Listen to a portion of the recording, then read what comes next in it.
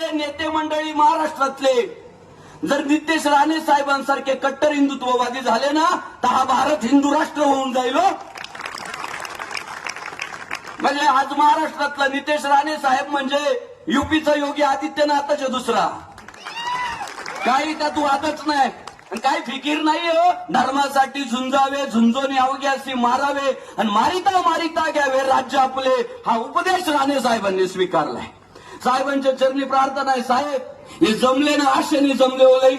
लई मोठी आशा आकांक्षा घेऊन आले. काय चक्कर चालवायचं तो चालवा, पण ते जे अतिक्रमण केलंय ना जे त्यांनी ते उखडलंच गेलं पाहिजे. आम्हाला अपेक्षा आहे, तुमच्याकडून मोठ्या अपेक्षा आहे, तुम्ही पूर्ण करताय म्हणून आहे.